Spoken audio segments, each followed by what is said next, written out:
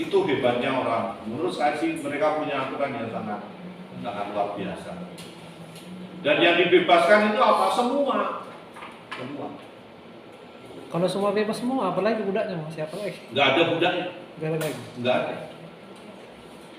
Jadi pada tahun ke-50 itu ya semua orang itu sama martabatnya, nggak ada budak, nggak ada tuan. Semuanya sama. Tahun ke-101 mau mulai lagi? Ya nanti kalau mulai ada budak lagi ya nunggu 50 tahun lagi. Itulah ke-101. Ya akan kembali lagi. Terus lingkarannya begitu. Sehingga sebenarnya dengan cara-cara seperti itu ya mau mengatakan ya orang Israel itu kemudian dari suatu saat punya martabat yang sama. Ada kemungkinan nggak mau yang tadinya bajikan jadi budak? Bisa. Tetapi kan ketika dia sungguh-sungguh setelah menjadi budak itu lalu kemudian dikembalikan tanahnya yang semula miliknya, kan dia punya harta lagi. Iya, itu maksudnya. Itu beda. Kalau dulu mungkin kambingnya juga ikut dirampas pada waktu itu kan akan dikembalikan lagi. Itu ya aturan itu yang sangat waktu itu. Dan mereka kan bukan hanya kalau tahun 50 itu mengembalikan itu, tapi kalau tahun ke-7 tahun Sabat, nah itu ada lagi aturannya yang mirip-mirip itu. Misalnya nanti kita dengar cerita mengenai Ruth, ya. Ruth dan mertuanya itu bukan Ruth sana ya. Jadi Ruth dan keluarganya itu, mertuanya itu, nanti ketika misalnya orang menuai padi kan dibilangin sama Boas itu, kalau itu ya nanti ya, yang tertinggal kamu nggak usah kembalikan ya, nggak usah kamu balik lagi untuk apa itu namanya menyabit, mengambil ani-ani itu, apa itu jenis Pak? Dayanya gitu ya, jadi memetik padi itu atau gandum. Yang tertinggal itu biarlah itu menjadi milik orang miskin. Nah, pada tahun yang ke-7 itu orang Israel biasanya membiarkan hasil yang masih ada itu biasanya untuk orang miskin, untuk para yatim piatu. Jadi dibiarkan. Ngangsak apa itu orang Jawa ngangsak sih. Nah, itu dibiarkan mereka supaya dapat itu pada tahun yang ke-7. Itu disebut tahun Sabat ya? Tahun Sabat. 7 tahun. Tahun ke-7. Dan kita harus tahu bahwa tahun ke-7 itu adalah tahun di mana orang juga berhenti untuk tidak lagi menggarap ladangnya selama 1 tahun. Itu pembebasan di dalam kategori pembebasan tahun ke-7. Nah, saya sedang berpikir, yang sekarang sedang diterapkan di Indonesia yang namanya legowo itu, legowo, tahu ya? Sistem pertanian legowo itu, kalau menurut pemikiran saya, ya ini sebenarnya seperti apa yang dilakukan orang Israel.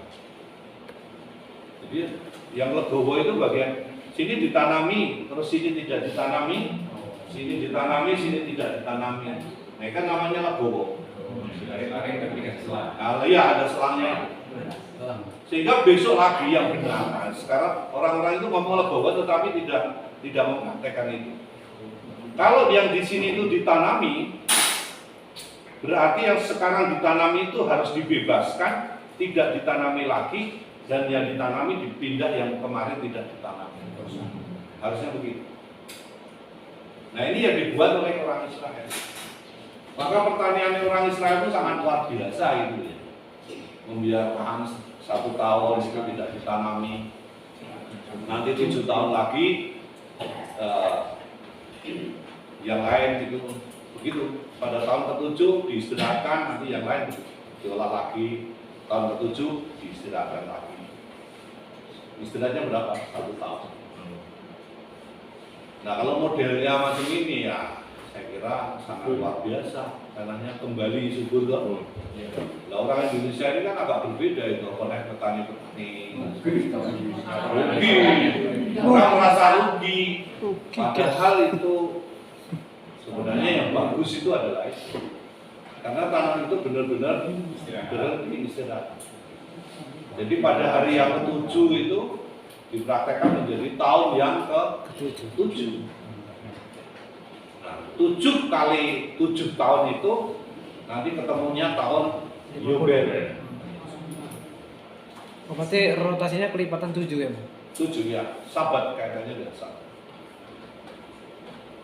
Enggak bingung kan, Pak? Ya, Masih bingung Pak. Jadi kan gini Pak itu ya. Mengapa rumah perbudakan itu?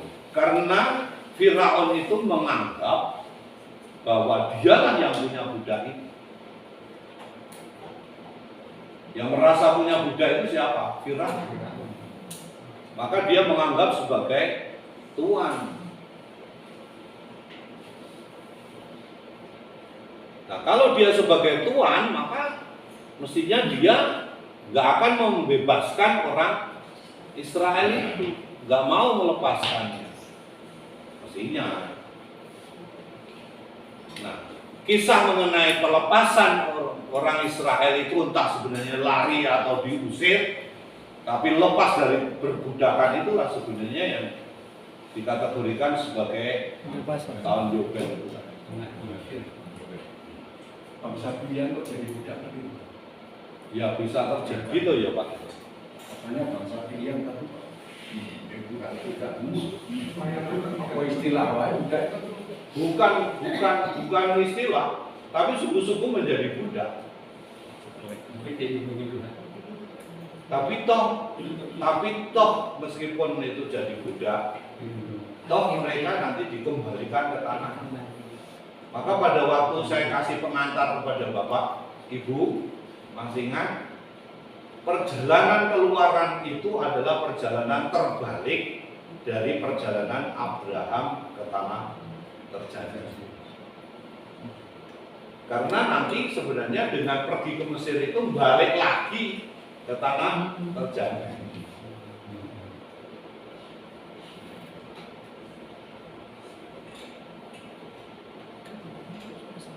Atau nubuatnya memang seperti itu? Kenapa? Apa memang nubuatnya seperti itu? Ya, itulah yang memang terjadi. Faktanya untuk sampai ke tanah terjanji itu butuh suatu perjuangan yang luar biasa juga. Dalam arti begini ya, nah ini nanti ngomongnya dodo ini.